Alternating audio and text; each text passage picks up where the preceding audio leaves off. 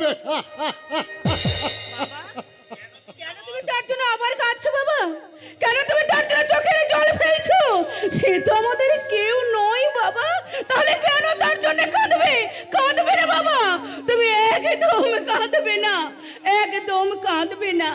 আমাকে কাঁদতে নিষেধ করে তুই কেন কাঁদছিস রে হতভাগী? আমার কাঁদতে সে না হয় আমার কেউ নয়, কিন্তু তোর কে?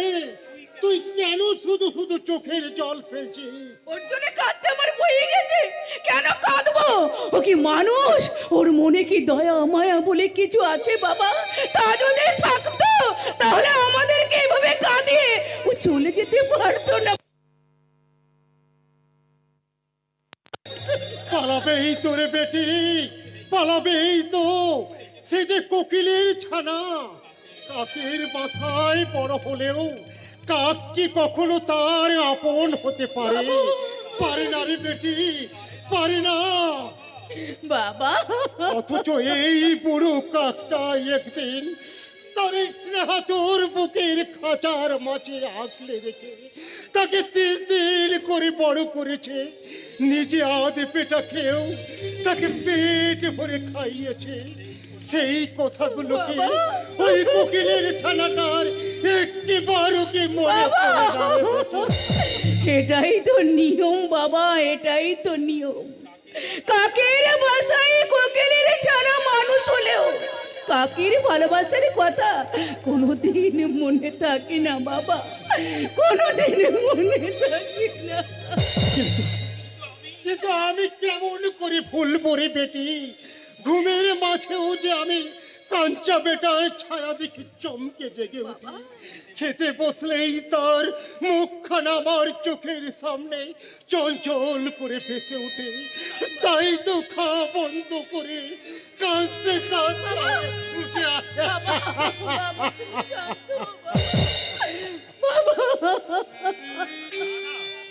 না না, আর আমি কাঁদবো না। পরের ছেলের জন্য শুধু শুধু কেঁদে কি লাভ? বাবা তুই দেখে নিস বেটি, ওর জন্য আর আমি এক ফোঁটাও চোখের জল ফেলবো না, এক ফোঁটাও না। ওসব কথা বাদ দাও বাবা, চলো খাবে, চলো আমি তোমাকে খেতে দেবো। এসো হ্যাঁ। বাবা, খাবে, এসো। তাই চল মা, তাই চল। যে আমার জন্য একটুকু ভাবে না, তার জন্য আমার শুধু শুধু ভেবে কি লাভ? আজ বড় খিদে পেয়েছে মা, তুই আমাকে একটু খেতে দিবি?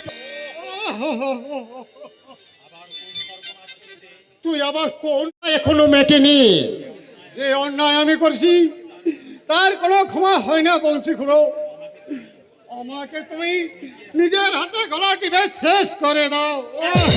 ওরা সব তা জানে, একটা দড়ি নিয়ে গিয়ে গাছে ঝুলে পড় না। তাই দেবো রিজুলি, তাই দেব। আত্মহত্যা করে আমি আমার মনের জ্বালা জোড়াবো, তার আগে অন্তত আমার একটা ভালো কাজ ভালো করতে দাও। কাজ? আরে ঝিমলি, কাঞ্চাকে তোদের কাছ থেকে দূরে সরিয়ে দিয়ে আমি একটা দিনও শান্তি পাইনি। তাই তো আমি কাঞ্চার খোঁজে শহরে ছুটে গেছি। তুই আমার কাঞ্চা বেটার খোঁজ পেয়েছিস লোকাই? পেয়েছি গো বংশী খুড়ো, পেয়েছি। পেয়েছিস? এই লোকাই, আমার দাদার খোঁজ পেয়েছিস? বল না আমার দাদা কোথায় আছে, বল না রে লোকাই, আমার দাদা কোথায়? কেমন আছে? সে ভালো আছে তো? বলো বল। সে বুঝি আমার কথা খুব জিজ্ঞেস করছিল। বল না লোকাই। আর কবে আসবে সে কোথায় বুঝি তোকে বলে পাঠিয়েছে? কবে কবে- কবে আসবে রে কবে লোকাই? আসবে লোকাই? আমার কথা কবে ফিরে আসবে? বল না, বল কবে ফিরে আসবে? আমি জানতাম সে ফিরে আসবেই, নাইবা আমি তাকে জন্ম দিলাম। তবু আমি যে তার বাবা, আমার সঙ্গে না খেলে তার যে ঠিক মতো খাওয়াই হতো না। আমার সঙ্গে অভিমান করে সে কি বেশি দিন থাকতে পারে? পারে না রে। বল খায়, কবে ফিরে আসবে আমার কাঞ্চা বেটা? ফিরে আসবে আমার দাদা, বল। আসবে কেমন করে বংশী খুড়ো? কেন? কাঞ্চার যে বিপদ। বিপদ? কিসের বিপদ? বল বল লোকাই, তুই আর চুপ করে থাকিস না। কি হয়েছে আমার কাঞ্চা বেটার? মনে দুঃখে কাঞ্চা আত্মহত্যা করতে একটা মোটর গাড়ির সামনে ঝাঁপিয়ে পড়ে।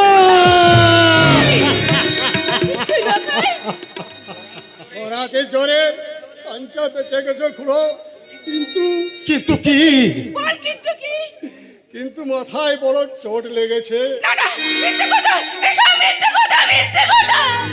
মিথ্যে নয় রে ঝিমলি, মিথ্যে নয়। যে মোটর গাড়ির সামনে কাঞ্চা ঝাঁপিয়ে পড়েছিল, যে মোটর গাড়ির মালিকের কাঞ্চাকে নিজের গাড়িতে তুলে নিয়ে গিয়ে ভালো ডাক্তার দেখিয়ে চিকিৎসা করাচ্ছে, আমি সব দেখে এসেছি। লখাই, আমার ওর কাঞ্চা বেটা কেমন আছে রে লোকাই? সে ভালো আছে তো? ভালো নেই খুড়ো, ভালো নেই? মাঝে মাঝে অজ্ঞান হয়ে যাচ্ছে। কি বলছিস তুকাই? জ্ঞান হলেই শুধু ঝিমলি ঝিমলি বলে ডাকছে। মাথা ফেটে অনেক রক্ত বেরিয়েছে কিনা। আমি যাবো লখাই, আমি আমার দাদার কাছে যাব। আমাকে ধরে নিয়ে চল লখাই, আমাকে দাদার কাছে নিয়ে চল। না না, আমি তার কাছে যাব। আমি আমার সেবা দিয়ে আমার কাঞ্চা বেটাকে আমি সুস্থ করে তুলবো। পারবে না বংশী খুড়ো, তুমি পারবে না। কেন পারবো না? রাতের পর রাত কাঞ্চার সামনে জেগে থাকতে হবে। তুমি বুড়ো হয়েছ, এত কষ্ট তুমি কি সইতে পারবে? কেন পারবো না? ছোটবেলায় যখন ওর খুব অসুখ করেছিল, কত রাত জেগে ওকে আমি বুকে করে নিয়ে রাত কাটিয়েছি। আমি আমি পারবো লোকাই, তুই আমাকে তার কাছে নিয়ে চল। আরে লখাই না, আমাকে আমাকে তুই সঙ্গে করে নিয়ে চল লখাই। আমি যাব দাদার কাছে, আমি দাদার সেবা করব। আমাকে তুই সঙ্গে করে নিয়ে চল লখাই, আমাকে তুই সঙ্গে করে নিয়ে চল। ঝিমলি, তুই ঠিকই বলছি গে খুড়ো, তাছাড়া কাঞ্চা তো জ্ঞান হলেই শুধু ঝিমলি ঝিমলি বলে ডাকে, কখনো তো বাবা বলে ডাকে না। বাবা বলে ডাকে না। না খুড়ো, তাই আমার মনে হয় ঝিমলি পাশে থাকলে কাঞ্চা শিগগিরই ভালো হয়ে উঠবে। বাবা, বাবা তুমি কিছু ভেবো না বাবা, তুমি কিচ্ছু চিন্তা করো না। আমি যাব বাবা, আমি দাদার কাছে যাব। যেমন করে হোক দাদাকে সুস্থ করে আমি তোমার কাছে ফিরিয়ে নিয়ে আসবো বাবা। তুমি একদম চিন্তা করো না, আমি যেমন করে পারি দাদাকে তোমার কাছে ফিরিয়ে আনবো। আরে রে লাগাই, আরে দেরি করিস না দাদা, আমি আসছি রে দাদা, আমি তোর কাছে আসছি। তোর ঝিমলি, তোর বোন আসছে রে দাদা।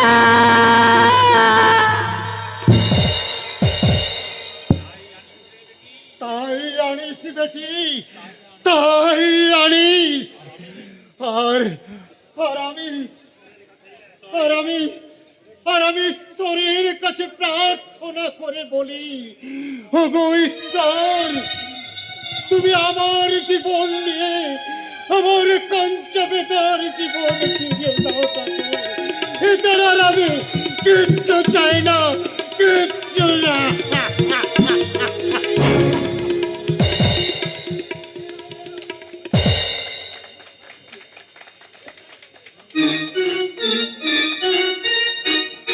বাঁচাও, বাঁচাও, কে আছো, কে আছো গো দরদি বন্ধুরা? একটা নারীর সম্ভ্রম রক্ষার্থে তোমরা এগিয়ে এসো। কে আছো, কে আছো, বাঁচাও, বাঁচাও। ঝুট মুট চিল্লিয়ে কোনো ফায়দা হবে না পূজা। না, যদি বাঁচতে চাও তাহলে এসো, এই বালসার মুখে ধরে নাও। কোথায় পালাচ্ছিস রে ছুকরি? তোর পালাবার পথ বন্ধ করে দাঁড়িয়েছে এই বুলেট। না, না, না, আমাকে ছেড়ে দাও, আমাকে মুক্তি দাও। এইভাবে এইভাবে তোমাদের মতো নরপশুর হাতে আমি আমার জীবন যৌবন বিলিয়ে দেব না। বিলিয়ে না দিয়ে যাবি কোথায়? বন্ধ করো, বন্ধ করো তোমাদের ওই নোংরা হাসি। তোমরা জানো না আমার সত্যিকারের পরিচয়।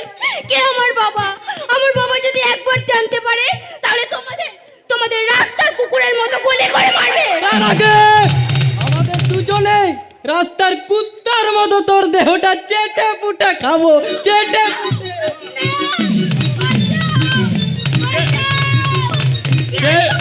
কে ভি নেই, আগে আমাদের দেহের খিদে মেটাবো, তারপর তো নিষ্প্রাণ লাশটা ওই ভাগাড়ে ছুঁড়ে ফেলে দেবো।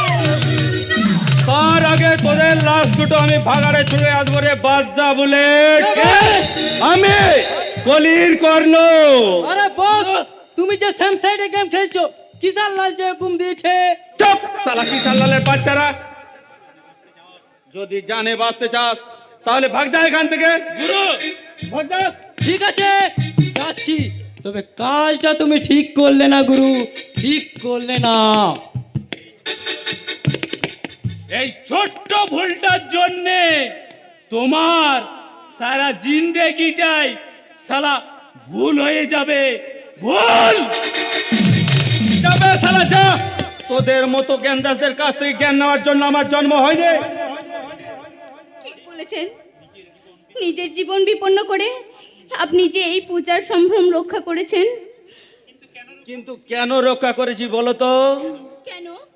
কারণ ওদের দুজনকে ভাগিয়ে দিয়ে আমি তোমার জীবন যৌবন উপভোগ করতে চাই। না, সরে যান, সরে যান আমার সামনে থেকে, সরে যান। কে আছে? কে আছেন? বাঁচাও, বাঁচাও আমাকে। জোরে, আরো জোরে চিৎকার করো। এই যুগের দরদি মহতার হৃদয়বান ব্যক্তিরা স্বার্থের বিছানায় ঘুমিয়ে আছে। তোমার কাতর আর্তনাদ আজ ওদের কানে বাজবে না। আমার সর্বনাশ করো না, আমায় মুক্তি দাও, আমায় মুক্তি দাও। না সালা, তোমরা উচ্চতলার মানুষেরা আমাদের মতো নিচুতলার মানুষদের মানুষ বলে জ্ঞান করো না। সালা, তোমাদের মতো বিত্তবান মানুষদের জন্য আজ আমরা সমাজে ছিটকে পড়া অবাঞ্ছিত জীব। তোমাদের মতো বাবুদের জন্যই আজকের এই কলঙ্কিত কর্ণের জন্ম। তুমি কর্ণ? হ্যাঁ, কলির কর্ণ। সেদিনের কর্ণ তার সততার মহত্বকে বলি দিয়ে দ্রৌপদীর বস্ত্র হরণের প্রতিবাদে ঝাঁপিয়ে পড়েছিল, কিন্তু যুগ বদলে গেছে। তাই এই কলিযুগে কলির কর্ণ অধর্মের হাড়ি কাটে তার সততার মহত্বের বলি দিয়ে দুঃশাসনের মতো ঝাঁপিয়ে পড়বে দ্রৌপদীর বস্ত্র হরণ করতে। কর্ণের মতো পবিত্র নাম নিয়ে তুমি এমন হিংস্র খেলায় মেতে উঠো না। ম্যাম সাহেব, দাপরের কর্ণের সঙ্গে কলির কর্ণের মিল খুঁজতে যেও না। প্রতি যুগে যুগে যেমন এক পাঠ করে বেড়েছে ধর্মের ক্ষয়, তেমনি এক পাঠ করে বেড়েছে পাপের দৌরাত্ম্য। তাই সেই পাপের পাপে বলিয়ানে কলির কর্ণ সারা সমাজটাকে টেনে নিয়ে যাবে পাপের পঙ্কিলাবর্তে।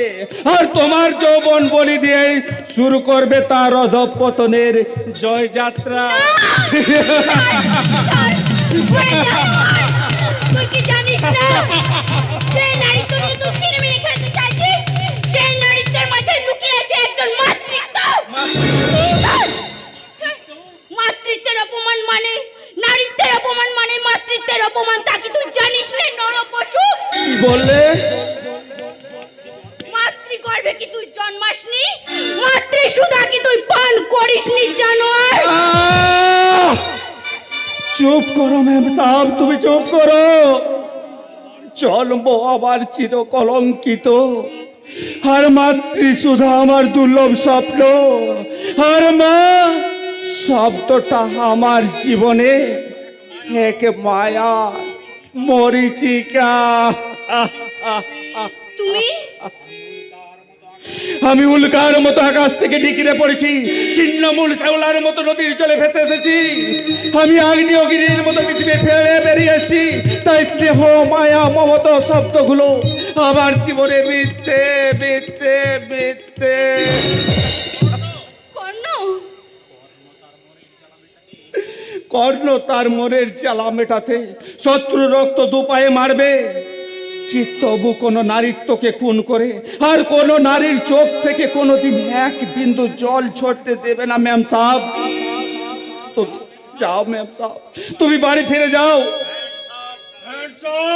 স্যার, বাবা বাবা তুমি এসেছো বাবা?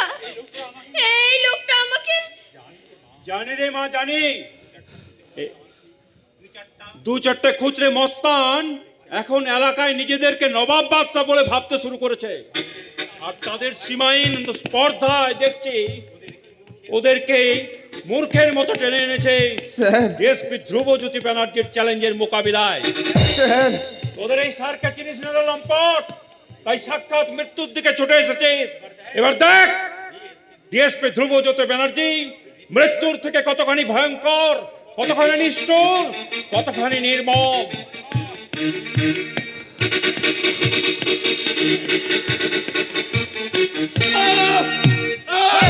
বল লম্পট, বল, বল তো বল, বল লম্পট, বল। বাবা বাবা বাবা ওকে মেরো না বাবা, ওকে মেরো না বাবা, ও সম্পূর্ণ নির্দোষ। নির্দোষ? তবে যে তুই বললি এখনই এই লোকটা আমাকে ওই শয়তানগুলোর হাত থেকে রক্ষা করেছে বাবা। ম্যাম সাহেব, ছি ছি ছি ছি ছি ছি, এ কি ভুল করে ফেললাম আমি, না জেনে একটা নিরপরাধ যুবককে।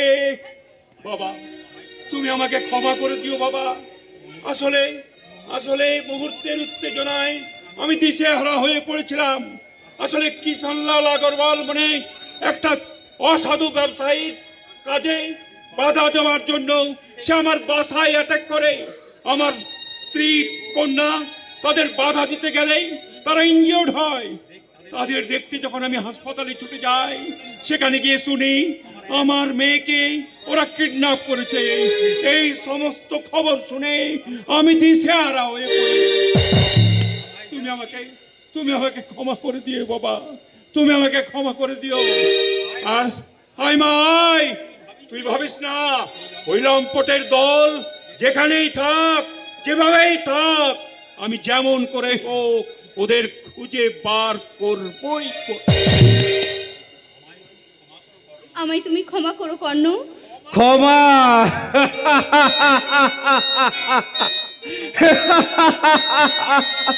চমৎকার ম্যাম সাহেব, চমৎকার।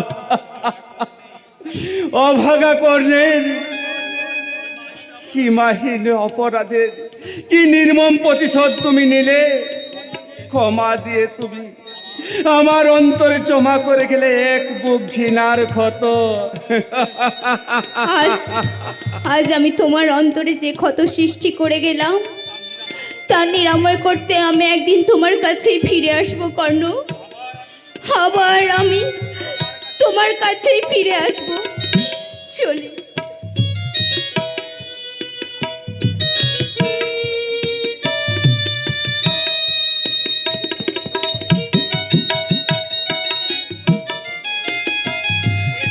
এসো না ম্যাম সাহেব, তুমি এসো না। এই কলঙ্কিত কন্যের কাছে এলে তোমার পবিত্র দেহ মন কলঙ্কের কালিতে কলঙ্কিত হয়ে যাবে ম্যাম সাহেব, কলঙ্কিত হয়ে যাবে। আরে গুরু, তোমার চোখে জল? আগুন ঝরাও গুরু, আগুন, আর সে আগুনে পুড়ে ছাই করে দাও ডিএসপি ধ্রুবজ্যোতি ব্যানার্জির সাজানো সংসার। না বলে কর্ণ তার জীবনের প্রথম যুদ্ধে হেরে গেছে। ওরা ওরা ক্ষমার অস্ত্র দিয়ে আমার অন্তরটাকে ক্ষত বিক্ষত করে দিয়েছে। তাই কর্ণ আর কোনোদিন হিংসার অস্ত্র হাতে ধরবে না। বলো কি গুরু, শের সাজবে অথচ স্বীকার করবে না, তাই কি কখনো হয়? চলো গুরু, সালা মাঝপথ থেকে ও ছুকরিকে আবার আমরা তুলে আনবো। তুমি সেই ছুকরিকে নিয়ে পুজো করে প্রসাদ বানাবে, আর আমরা সেই প্রসাদ। না বলে আমি ও সকল আর নোংরা কাজ করবো না। নোংরা কাজ? হ্যাঁ হ্যাঁ, নোংরা কাজ। বাদশা বলে তোরা তো অনেক পাপ করেছিস, অনেক নারী সম্ভ্রম হরণ করেছিস, কিন্তু কখনো কোনো নারীর সম্মান রক্ষা করেছিস? দেখবি শত শত নারীর সম্মান হরণ করে যত খালি না আনন্দ পেয়েছিস, একটা নারীর সম্মান ফিরিয়ে দেওয়া তার চেয়ে অনেক বেশি আনন্দ পাবি রে বাদশা বুলেট, অনেক বেশি আনন্দ পাবি। साला कर्ण एकदम युधिष्ठिर बनिए गल। सेठजी तुम साला फत्तर आदमी बनबे, कुत्ते शेर बनिए जाबे, गधे घोड़ा बनिए जाबे क्या? अरे उल्लू की पाठे, तुमको मालूम ना है तुम बेजन्म आछो, समाज का पास करे वो समाज तुमको लाठी मारबे, फत्तर आदमी को पास करे वो लोग तुम्हारा मुखे थू थू छिटाबे।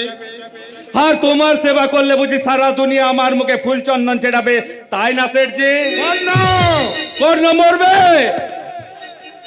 তবু তোমার সাথে হাত মিলিয়ে কোনো মানুষের সে আর কোনো ক্ষতি করবে না।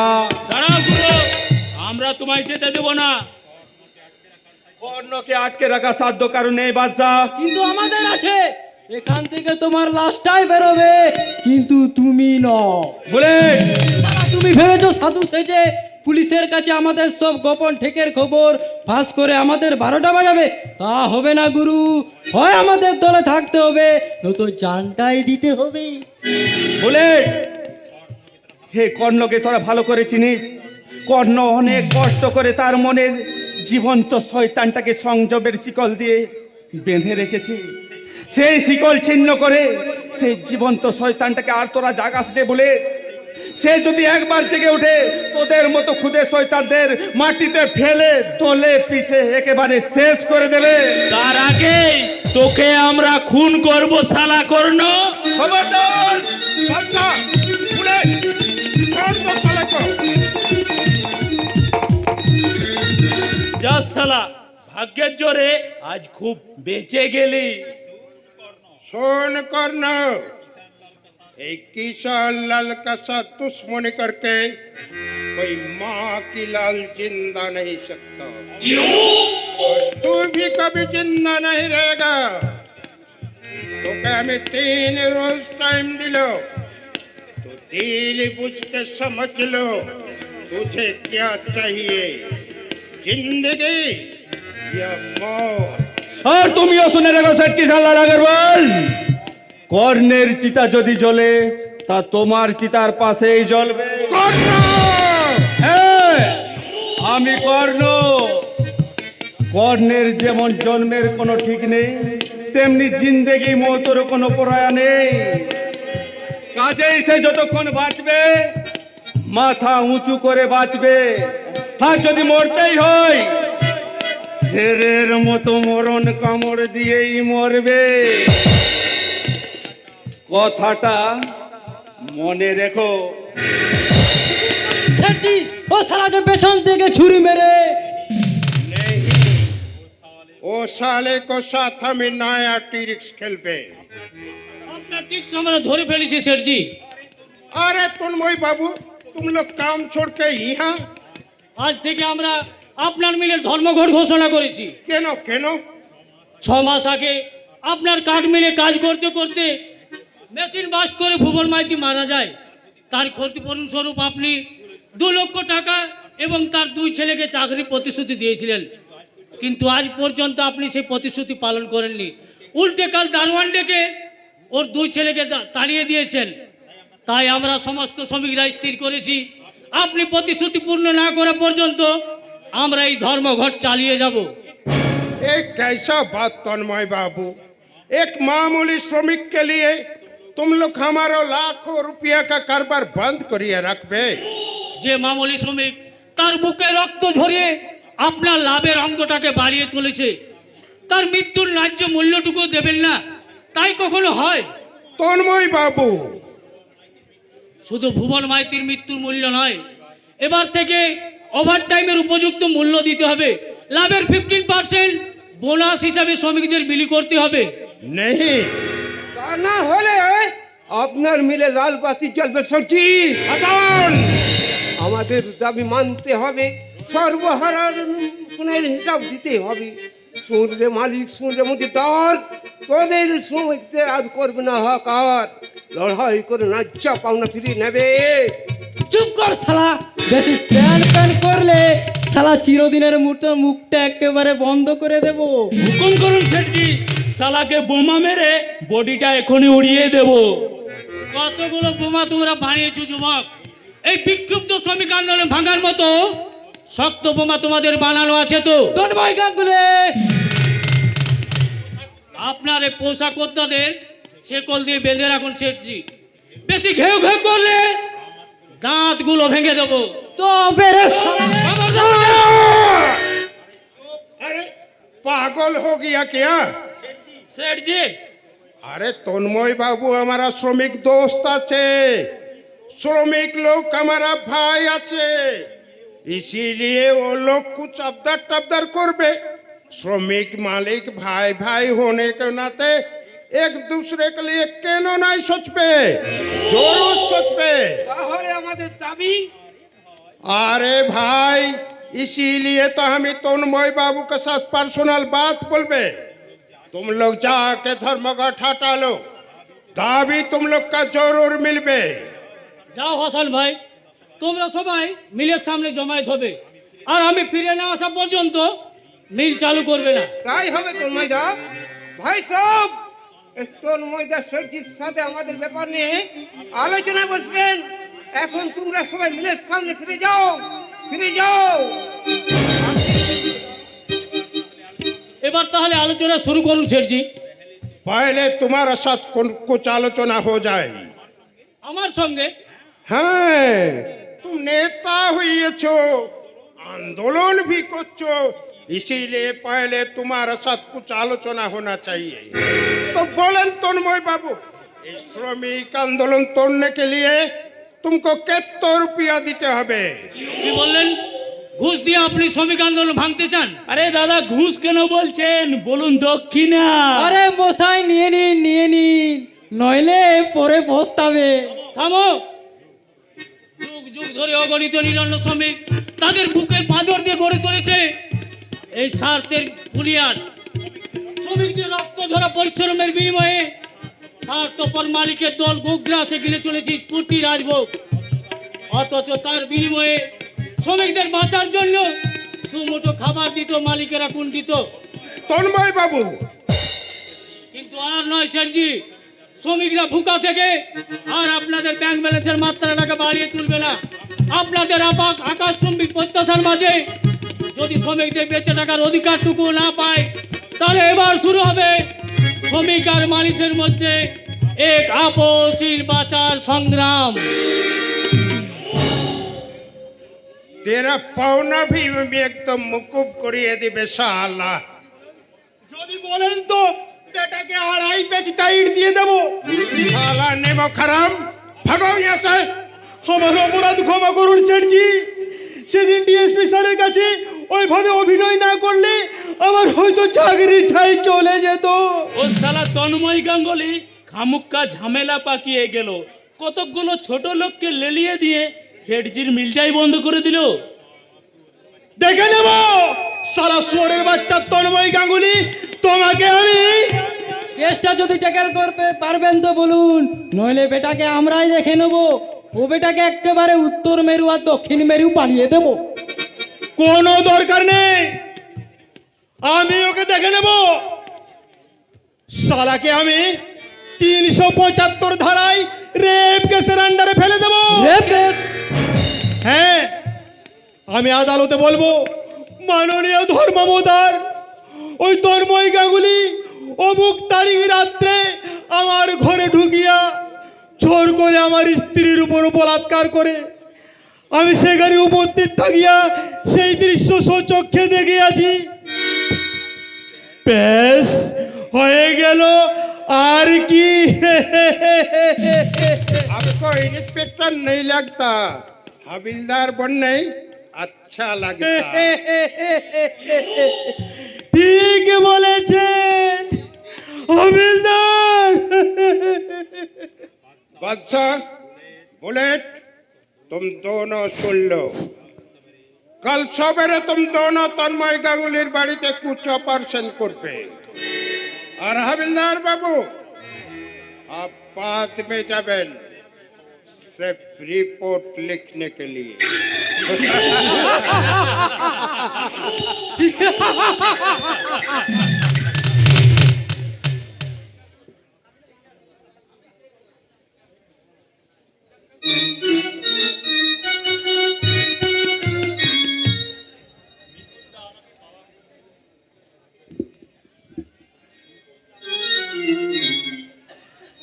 মিতুলদা আমাকে পাওয়ার জন্য যেন অস্থির হয়ে উঠেছে, কিন্তু আমি ওকে কেমন করে বোঝাই আমি এক গরিব দাদার অভাগিনী বোন। অন্ধ হলো তুমি আমার জীবনের একমাত্র আলোর দিশারি কাজল। তুমি আমার জন্মের সুখ দুঃখ আলো আঁধার। তাই তোমাকে না পেলে আমার জীবনের সব চাওয়া পাওয়া যে অপূর্ণ থেকে যাবে কাজল। মিতুলদা, কিন্তু তোমার মা বাবা ভাই বোন আমাকে মেনে নেবে?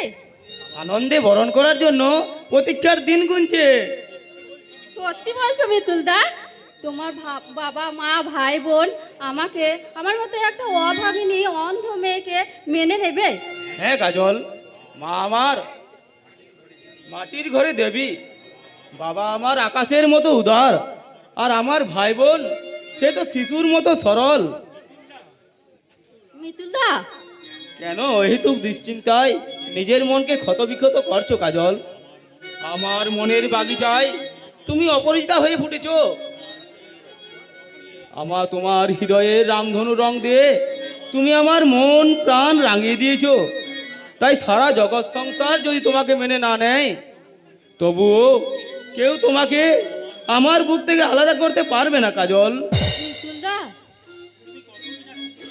তুমি কতই না সুন্দর, তবু আমার বড় সাধ হয় আমার যদি চোখের দৃষ্টি শক্তি থাকতো তাহলে আমি তোমায় দু চোখ ভরে দেখতাম। তুমি তোমার মনের দৃষ্টি দিয়ে আমাকে দেখে নিও, আর আমি আমার চোখ দিয়ে তোমাকে দেখাবো এই সুন্দর পৃথিবীর রূপ রং আর সৌন্দর্য। মিতুলদা, আমি দেখাবো নীল আকাশের নিচে সোনালি রোদ মাখা সবুজ পৃথিবী, তারার মালা দিয়ে সাজানো সুন্দর রাতের আকাশ। আমি শোনাবো রং বেরঙের ফুল দিয়ে সাজা সবুজ বৃক্ষলতার শাখায় বসা হরেক পাখির গান। আর আমি সেই গানের মাঝে গাইবো কিছু কিছু কথা বলে বলা বলি বলি করে তবু বলা হয় না। কিছু কিছু কথা বলা যায় না, বলি বলি করে তবু বলা হয় না। কি যে আমি করি মরি আজ মরি, কি যে আমি করি মরি আজ মরি। আমারই চোখের ভাষা কেন বোঝো না? কিছু কিছু কথা মুখে বলা যায় না, বলি বলি করে তবু বলা হয় না। এবার তাহলে আমি আসি কাজল। আবার কবে আসবে? খুব শিগগিরই আমি আসবো কাজল। আর যেদিন আসবো সেদিন আমার এই মানস প্রতিমাকে লাল চেলি আর ঘোমটা দিয়ে ঢেকে লজ্জার রঙে রাঙিয়ে আমার বাড়ি নিয়ে যাব। মিতুলদা, এবার তাহলে আমি আসি কাজল।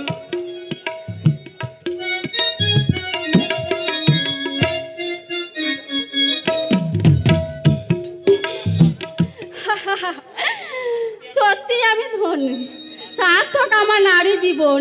পৃথিবীর সব সুখ যেন আমার হাতের মুঠোয় ধরা দিয়েছে। আজ দাদা এলে তাকে আমি বলবো। বলতে হবে না রে বোন, তোকে আর নতুন করে কিছুই বলতে হবে না। তোর সব সংবাদ আমার আগেই জানা হয়ে গেছে।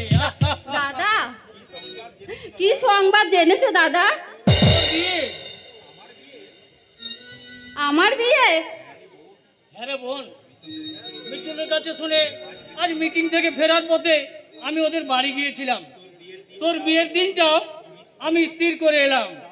দাদা, আগামীকাল মিতুলের মা বাবা তোকে আশীর্বাদ করতে আসবেন।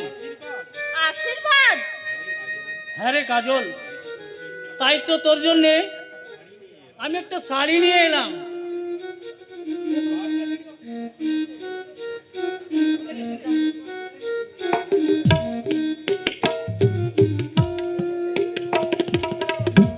বাহ বাহ, চমৎকার মানিয়েছে। কাল ওরা যখন তোকে আশীর্বাদ করতে আসবেন, এই শাড়িটা পরে তুই ওদের সামনে এসে দাঁড়াবি, কেমন? এ কি রে, তোর চোখে জল? আনন্দে দাদা, আমার বিয়ে হবে বলে তোমার খুব আনন্দ হচ্ছে, তাই না দাদা? বোনের বিয়েতে দাদার আনন্দ হবে না? কিন্তু আমি চলে গেলে যে তুমি একা হয়ে যাবে। একা? তোমার কষ্ট হবে না দাদা? কষ্ট? হ্যাঁ, কষ্ট হয়তো হবে, কিন্তু মনেও তো আমার একটা সান্ত্বনা থাকবে রে বোন, যে আমি আমার একমাত্র বোনের ভালো ঘরে বিয়ে দিতে পেরেছি। দাদা, দেখিস কাজল, তুই অনেক অনেক সুখী হবি, আর তোর সুখ দেখে আমি আমার মনের সমস্ত বেদনা ভুলে প্রাণ খুলে হাসবো। আর সে হাসি আমরা কান্না দিয়ে ঢেকে দিব তন্ময় গাঙ্গুলি। দেখি তোমরা, হ্যাঁ আমরা। শালা তুমি নেতা সেজে খুব দাদাগিরি শুরু করেছো। তোমার ওই নেতাগিরি একদম খুঁজিয়ে দিব রে শালা তন্ময়। খবরদার, অশালীন কথাবার্তা বললে তোমাদের আমি পুলিশে যাব। যাও, চলে যাও বলছি। ওরা কারা দাদা? কেন এইভাবে কথা বলছে?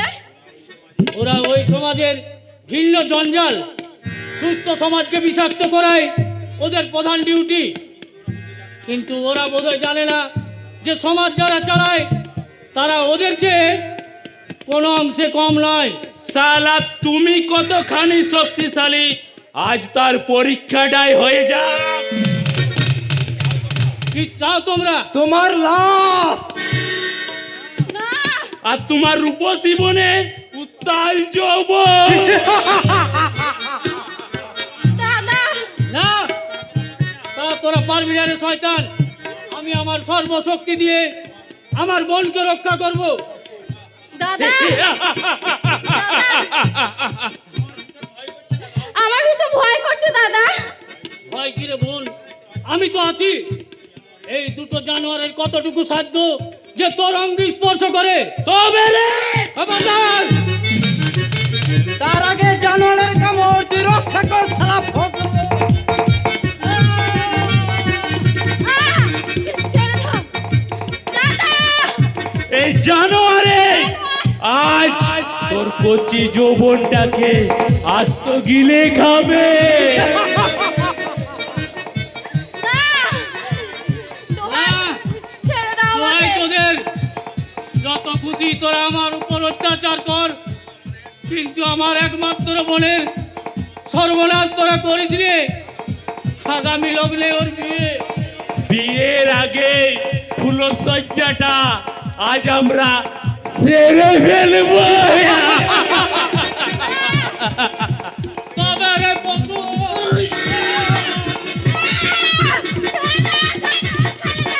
ছেড়ে দাও দাদা।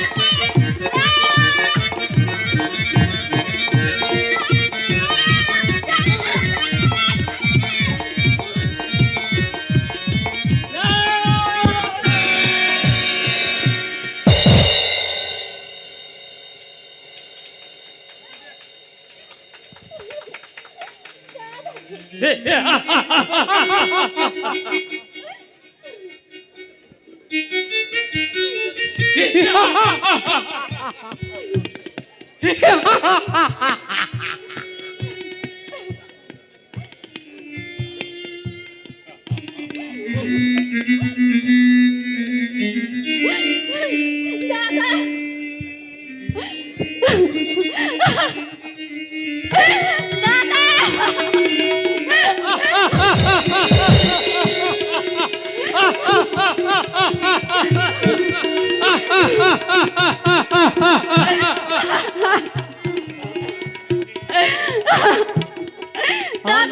নেমেছে সারা পৃথিবী জুড়ে নেমেছে ঘন আঁধার, আর সেই আঁধারের মাঝে তাণ্ডব নৃত্য করছে এই সমস্ত হিংস্র নিশাচরের দল। শালা তন্ময় গাঙ্গুলি পাগল হয়ে গেছে। চল বাচ্চা, আমরা এখান থেকে কেটে পড়ি। দাদা রাখিস নে ও লজ্জা, তুই ঢেকে রাখিস নে। সমাজের বুকে মুঠো মুঠো করে ছড়িয়ে দে। আর আমি বলি, এ হলো সভ্য সমাজের লজ্জা। তুই তোর চোখের জল আজলা ভরে ছড়িয়ে দে। আর আমি বলি, এই অপমান, এই অবক্ষয় সমাজের অপমান, তোর কলঙ্কের কালি তুই সমাজের বুকে ছিটিয়ে দে। আর আমি চিৎকার করে বলি, এই কলঙ্ক, এই পচা সমাজের, এই পচা সমাজের, এই পচা সমাজের।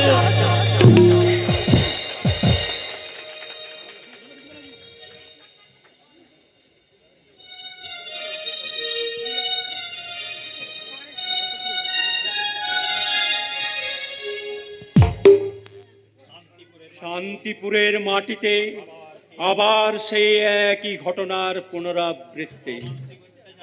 অমানসিক অত্যাচারে তন্ময় গাঙ্গুলির মস্তিষ্ক বিকৃতি, আর আমার ভাবি পুত্রবধূর ওপর পাশবিক নির্যাতন। কিন্তু কারা সেই জানোয়ার? পাতালের অতল তলে লুকিয়ে থাকলেও আমার হাত থেকে তাদের রেহাই নেই। আমিও জিনিসের তদন্ত করে বেটাকে পাকড়াও করেছি। মিস্টার হালদার, এই যুধিষ্ঠির হালদার বেঁচে থাকতে এই শান্তিপুরের মাটিতে আপনার সম্মান এতটুকু নষ্ট হতে পারে না স্যার। তাই তো তন্ময় গাঙ্গুলির হাফ মার্ডারার আর তার বোনের ইজ্জত হরণকারী বেটা কলির কর্ণকে আমি গ্রেফতার করেছি। কলির কর্ণ? হ্যাঁ স্যার, বেটা বেজন্মা কুমারীর সন্তান, অনেক নষ্টা চরিত্রের মেয়ে, ওকে জন্ম দিয়ে ভেঙে পড়েছে। আর ওই বেটা এখানে ওখানে মানুষ হয়ে শেষে কিনা একটা ডাকাত হয়েছে। আজ খুন, কাল ধর্ষণ, এইসব করেই চলেছে। এত স্পর্ধা সেই কলির কর্ণের, সে কি ডিএসপি ধ্রুবজ্যোতি ব্যানার্জির স্বরূপটা চেনে না? চিনলেই কি যায় আসে স্যার? সে আপনাকে কেয়ারই করে না, বলে আমি এই শান্তিপুরের বাদশা সেজে যা খুশি তাই করব। আমার কাজে কেউ বাধা দিতে এলে আমি তাকে ডিএসপি হোক আর এসপি হোক, কোন শালাকে জ্যান্ত ফিরে যেতে দেব না। এত সাহস পেয়ে রাস্কেলটার, ওই কোথায় সেই কলির কর্ণ? ইয়েস স্যার, কলির কর্ণকে আপনার কাছে হাজির করেছি। এ কি তুমি? হ ভাগা কর্ণে, হে কি রসিকতা স্যার! গ্রেপ্তার করার আগে কারণটুকুও জানতে পারলাম না। পারবে বাপধন, পারবে।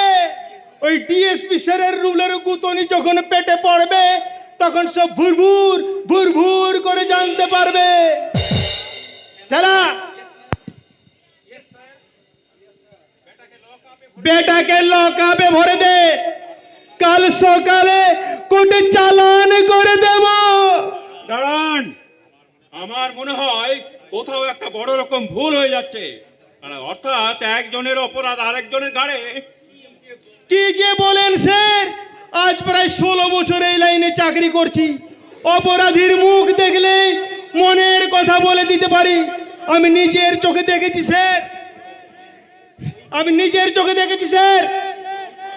এই কর্ণই তন্ময় গাঙ্গুলির মাথায় রড মেরে তাকে উন্মাদ করেছে। কি বলেন? এই কর্ণই তন্ময় গাঙ্গুলির অন্ধ বোনটাকে রেপ করেছে। ইন্সপেক্টর,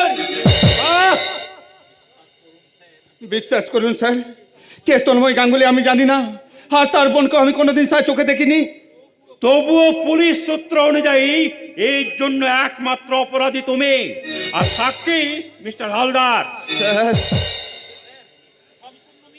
সম্পূর্ণ মিথ্যে স্যার।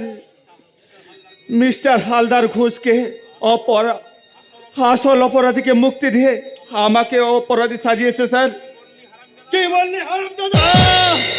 ইন্সপেক্টর সাহেব, খারাপ যদি আমার হাত দুটোর খোলা থাকতো তাহলে এর উপযুক্ত জবাব আমি এখনই দিতাম। এত সাহস তোমার? তুমি কিনা থানার মাঝে দাঁড়িয়ে পুলিশের গায়ে হাত তোলার সাহস দেখাও? আমার এলাকায় দাঁড়িয়ে তুমি এলাকার মা বোনদেরও হাত তোলো? তোমার হাত দুটো আমি ভেঙে দেবো শয়তান। স্যার আপনিও আমায় ভুল বুঝলেন। হ্যাঁ হ্যাঁ, ভুল তো বুঝবেনই। আপনারা যে সব এক জাতের পুলিশ, সমাজ থেকে অপরাধী নির্মূল করার পরিবর্তে সমাজে অপরাধী তৈরি করাই আপনাদের আসল উদ্দেশ্য। তাই তো এই নিরপরাধ কর্ণকে প্রকৃত অপরাধী সাজানোর জন্য আপনারা সবাই মিলে একটা নাটক তৈরি করেছেন। আরে জন্মটাই যার জঘন্য অপরাধের, সেই বেজম্মা কুমারী সন্তানের মুখে এই সমস্ত নীতি কথা মানায় না। ডিএসপি সাহেব, মিথ্যে অপরাধে আপনি আমায় গুলি করে মারুন, ফাঁসিতে ঝুলিয়ে দিন, আমি কোনো প্রতিবাদ করব না। কিন্তু আমার জন্মের কলঙ্ক নিয়ে যে পরিহাস করবে সে ভগবান হলেও কিন্তু আমি তাকে ক্ষমা করব না। রাস্কেল, নিয়ে যাও ওকে, আর এক্ষুনি কোর্টে চালান করো। আয় শুয়ার, সারের মুখে তক্ক করা মজাটা টের পাইয়ে দেবো। দাঁড়াও, কোন অপরাধে কর্ণকে অ্যারেস্ট করা হয়েছে? আজকে মা লক্ষ্মী তন্ময় গাঙ্গুলিকে পাগল আর তার বোনকে বলাৎকার করার অপরাধে। মিথ্যা কথা। তুই বাড়ি যা। বাবা, তুমি কেমন করে কথা বিশ্বাস করলে বাবা? যে ভদ্রলোক একদিন তোমার মেয়ের সম্মান রক্ষা করেছিল, এই বুঝি তার প্রতিদান? বলছি তুই বাড়ি যা। হ্যাঁ, বাড়ি আমি যাব বাবা, তবে তার আগে আমি কর্ণকে মুক্ত করব। পূজা, এ তুই কি করলি? একটা নিরপরাধ একটা আসামিকে তুই। কর্ণ কোনো অপরাধ করেনি বাবা, কর্ণ নিরপরাধ। কর্ণ যদি নিরপরাধ হয় সেটা কোর্টেই প্রমাণিত হবে। আমাদের উচিত ওকে কোর্টে চালান করা। সবাই ওকে কোর্টে নিয়ে যাও। খবরদার কর্ণ, যে যেখানে যেমন ভাবে দাঁড়িয়ে আছেন সেইভাবে দাঁড়িয়ে থাকুন। সামান্য নড়াচড়ার চেষ্টা করলে এই মেয়েটাকে আমি গোলা টিপে। কর্ণ, যদি নিজের ভালো চাও তাহলে এই মুহূর্তে সারেন্ডার করো।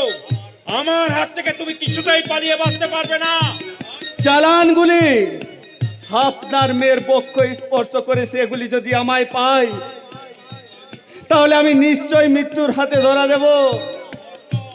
কর্ণ, আপনার কাছ থেকে আমি মাত্র 3টে দিন ভিক্ষে চেয়ে গেলাম ডিএসপি সাহেব। এর মধ্যে যদি আমি আসল অপরাধীকে খুঁজে বের করতে না পারি তাহলে আমি নিজে এসে ধরা দেব।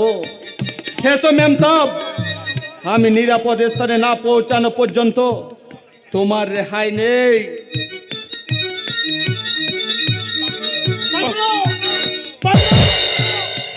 বেটা কর্ণ ডিএসপি স্যারের মেয়েকে নিয়ে পালিয়ে যাচ্ছে।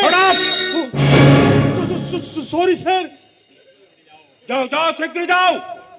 কর্ণকে যেমন করে পকড়াও। কেমন করে বাধা দেবো স্যার? পূজা মাকে ঢাল করে বেটা যেভাবে পালাচ্ছে, গুলি চালাতেও তো ভয় করছে। যদি পূজা মার কিছু হয়ে যায়। মিস্টার হালদার, কুইক ফলো করুন। যেভাবে হোক যেমন করে হোক কর্ণকে আমার চাই চাই। কি হলো রে ঠেলা? দাবার চাল যে উল্টে গেল। কিস্তি মারার আগেই বেটা কেরামতি করে পালিয়ে গেল। শিগগির ছুটে চালান স্যার, নইলে কর্ণ হয়তো ভাগিয়ে যাবে। যাক যাক, নিয়ে পালিয়েছে, তারই মাথা ব্যথা বাড়ুক। আমার শুধু এখন ভয় করছে ওই কর্ণ যদি প্রতিশোধ নিতে আমাকেই খুন করে। পুলিশে আপনি ভয় করছেন? তোর শোন, মরার জন্য কি ভয় পাচ্ছি নাকি? আমার আমি 1000টা বার মরতে পারি, এখনো বংশ রক্ষাটাই করে যেতে পারলাম না, সেই জন্যই তো মরতে ভয়। চল, কি আর করব, এখন ওই ডিএসপি স্যারের পিছু পিছুই দৌড়াই।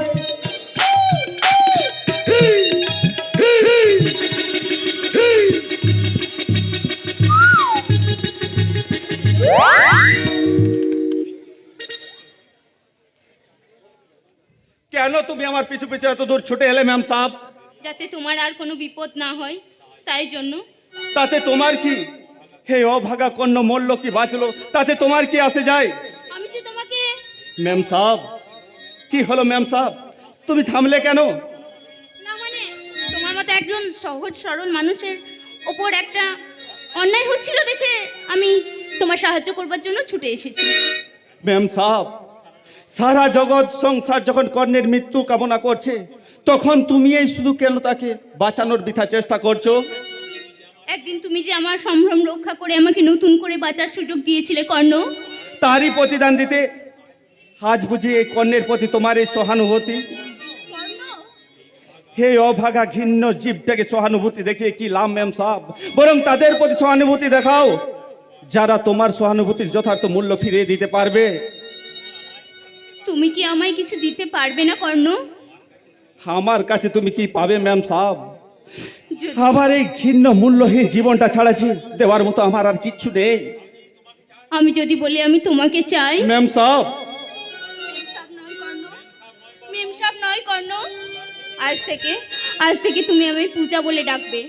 না ম্যাম সাহেব, না, তা হয় না। আমার এই নোংরা মুখ দিয়ে তোমার ওই পবিত্র নামটা আমি কোনোদিন উচ্চারণ করতে পারবো না। নিজেকে তুমি কেন এত ছোট মনে করো কর্ণ? কেন নিজের ওপর তোমার কেন এত অভিমান? ম্যাম সাহেব, জন্ম থেকে যার মানটাই হারিয়ে গেছে তার কি অভিমান করা সাজে? কর্ণ, তুমি তো আমার আসল পরিচয় জানো না ম্যাম সাহেব। তা যদি জানতে তাহলে সবার মতো তুমিও ঘৃণায় মুখ ফিরিয়ে নিতে। কি তোমার আসল পরিচয়? আমি বেজন্মা, হলেও তুমি তো মানুষ। আমি কুমারী মায়ের সন্তান। ভগবান যিশু কুমারী মায়েরই সন্তান ছিল কর্ণ। ম্যাম সাহেব, সারা সমাজ আমাকে যা রোজ বেজন্মা বলে, কিন্তু কিন্তু আমি যে তোমায় ভালোবাসি কর্ণ। না ম্যাম সাহেব, না, তা হয় না। ভালোবাসা আমার জীবনে এক অবাস্তব স্বপ্ন। সেই স্বপ্নকে আমি বাস্তবে পরিণত করতে চাই কর্ণ। প্রেম আমার জীবনে এক মায়া মরিচিকা। সেই মরিচিকাতে তুমি আমার হাত ধরে তুমি আমার প্রেমের সন্ধান করবে। ম্যাম সাহেব, মেম সাহেব নয়, বলো পূজা। পূজা, তুমি? হ্যাঁ, আমি তোমায় ভালোবাসি কর্ণ। তাই তোমার হাত ধরে আমি বলতে চাই, ও আমার বন্ধু গো, চিরসাথী পথ চলা, তোমারই জন্য গড়েছি আমি